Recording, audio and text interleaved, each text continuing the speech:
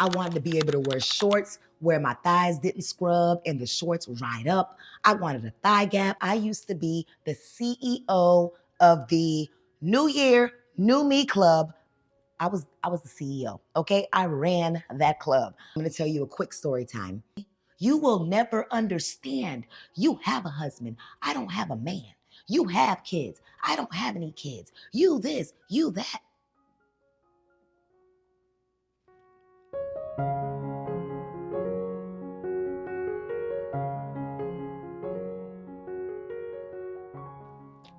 Hey fam, welcome back to the channel. And if you're new here, my name is DeeDee, and on this channel, I typically talk through my weight loss and carnivore journey.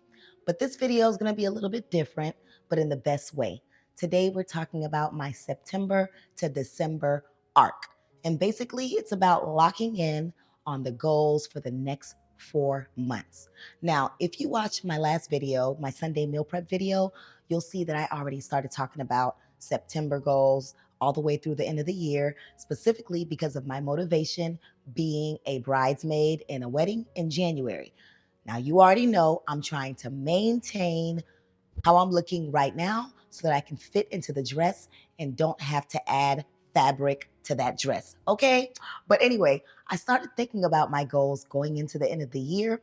And a few days ago, I noticed that it's actually a trend where people are intentionally focusing on their goals from now until December and not waiting until January the 1st. And that's perfect for me because I used to be the CEO of the New Year, New Me Club.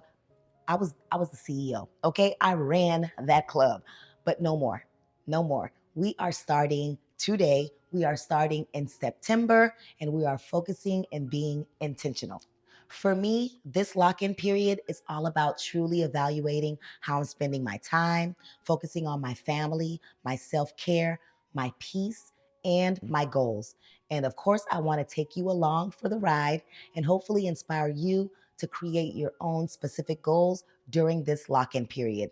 So that's what today's chat is all about. It's about what I am manifesting and working on for the rest of the year. All right, let's jump right in. One of the biggest shifts I want to make during this lock-in period is spending more intentional time with my daughter. Honestly, I travel so much for work that sometimes I don't even realize how much time I am missing with her.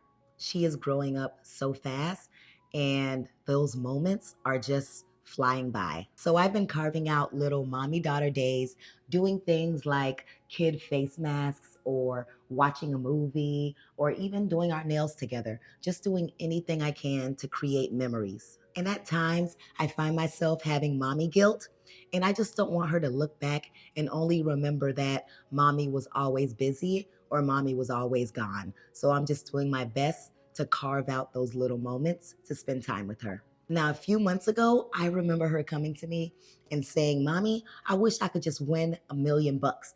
And I was like, girl, what you gonna do with $1,000,000? And she was like, I'm gonna give it to you.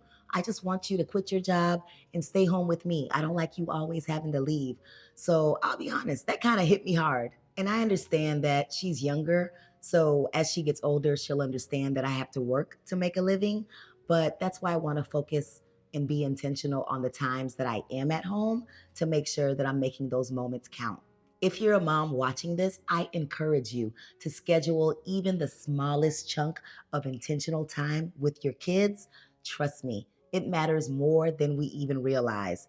And if you're a mom that already has this down pat and you're already doing this, then please drop it in the comments below. Other activities that you're doing because my 9-year-old is full of energy. She is never tired and your girl is getting old, okay? So drop in the comments below what are some activities you're doing with your kids just to be intentional about spending time together. I would love to hear different ideas. Now let's talk about self-care. And if I'm being real, I've always been the person to pour into whatever it is, whether it's family, whether it's work, whether it's friends. I always pour into everybody else first, and I'm left with whatever's left. But lately, I've been realizing that that's just not sustainable. My goal for this period is to prioritize myself without guilt. And what that means for me is setting time aside for maybe a nice bubble bath or a self care day or just laying on the couch and doing nothing. Not laying on the couch and folding laundry, not cooking, just laying on the couch and doing nothing. I would love that. Or I would love to watch one of my Asian dramas. I don't know. Do any of you watch Asian dramas?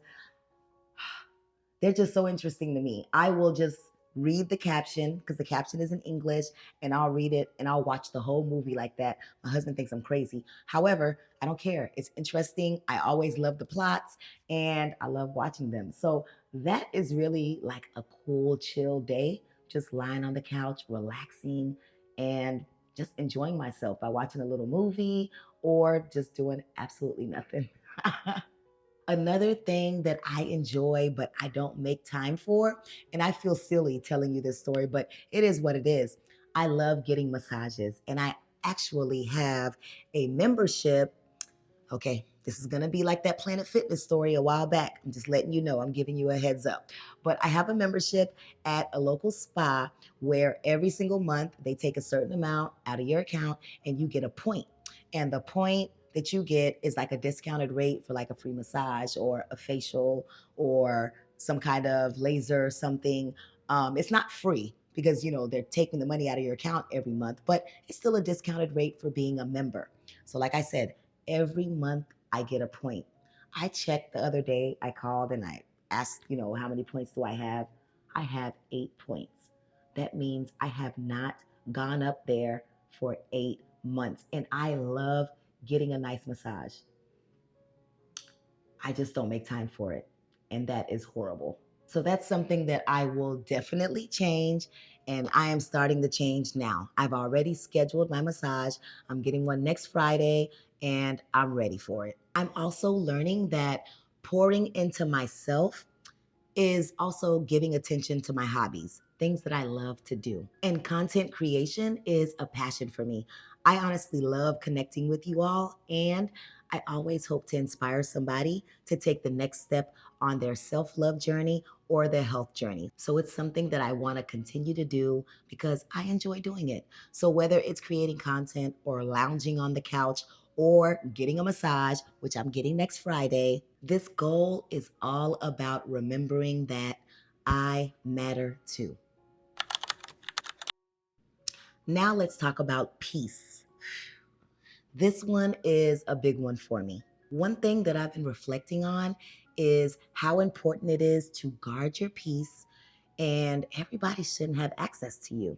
And as I'm stepping into this lock in period, I'm really thinking through who brings me joy and who is just draining me. Sometimes it's just about shifting how much access people have to me. I'm choosing to surround myself with people that bring laughter, encouragement, and genuine energy. For me, protecting my peace also means creating boundaries for myself. And maybe that means not answering every single text for everyone right away or not feeling guilty about unplugging. And earlier this year, I realized how important that was. All right, I'm going to tell you a quick story time. I had a coworker that I began mentoring in a sense. We would talk a few times a week, but every time we would talk, it was always negative. Always negative. Oh my God, I think I'm getting fired. Oh, my manager hates me. Oh, I just don't know what to do with this or that. Oh, the people that report to me don't like me. I'm going to lose my job. It was just always one thing after another. Everything was the end of the world. Now, I know life be lifing sometimes, and we're not always positive, and I get it. And she could have had a lot of internal things going on. So, what I did was the best that I could to try to uplift her and just help her out with projects. I would kind of take a look, I would give feedback, I would help with making adjustments in any documents that she's writing. I would kind of share with her my approach to leading a team. I would just do whatever it was I could to help this young lady out. But like I said before, everything was the end of the world. It started to become so draining, but I was just doing my best to be there for her. I was doing my best to uplift her every single day because I can tell like she was just genuinely a negative person, but I could tell she needed some help. Well, I guess one day she was having a bad day because she started off with the world is going to end, one of those stories. And I just continued, girl, what's going on? How can I help? What is it today? Like, how can we approach this differently? How do we change your mindset? Don't you know she blew up on me? You will never understand. You have a husband. I don't have a man. You have kids. I don't have any kids. You this, you that. Wait a minute. She went on and on. You've been at your job for years and years, so you're secure. You're never afraid of getting fired, etc. First of all, no one's ever safe, okay? But secondly, I just sat there and I was quiet for a little bit. I had to pause because I had to woosah. And then I told her, I do my best to help you. I do my best to uplift you. I know you're having a hard time right now. And the energy that you're giving me makes me feel like this is something that you have been harboring within yourself for a while. And it just sounds like you're just a mean person. She was mean. Now, she was my coworker. I could have said something else. I chose not to. But I realized that I actually allowed this person to continue to drain me and drain me and drain me just to get slapped in the face. And that's when I said, no more, no more, no more. So, anyways, moving on, fast forward, like maybe about a month, I saw on LinkedIn she moved on to another job. I wished her the best of luck. That was just not someone that I needed in my circle. So I'm here to say that if you're watching this and you're a person that was like me, that was giving away your peace without even realizing it, I'm here to remind you it's okay to choose yourself, okay? Protect your peace like it's gold because it is. My next focus during this lock-in period is about my health. Now, I had to talk about health, okay? I've already lost 90 pounds and I'm trying to maintain this weight loss, being more consistent with my workouts, but more importantly, shift my focus from just fat loss over to building muscle, okay? And for me, that means challenging myself with resistance training and making sure that I'm eating the right things. I remember when I first started my weight loss journey and how much my focuses have changed throughout the journey. Because when I first started, I was just focused on losing that weight. I wanted to look good. I wanted to be able to wear shorts where my thighs didn't scrub and the shorts ride up. I wanted a thigh gap. Like, those were my focuses when I first started this journey. Believe it or not, that's the truth. But now my focuses have completely shifted. I'm still fasting, I'm still eating carnivore based meals, but I'm also being mindful of my protein intake, especially with building muscle. Now, you all know that I typically eat 2 meals a day, but sometimes I find myself eating 3 meals or 2 meals and a snack. And that's primarily the days that I'm working out and lifting weights. I find myself getting hungrier, so I definitely don't deprive myself. If I'm hungry, I eat. If I'm not hungry, I don't. I've realized that my focuses have shifted from just looking good over to being strong, capable, and long term health.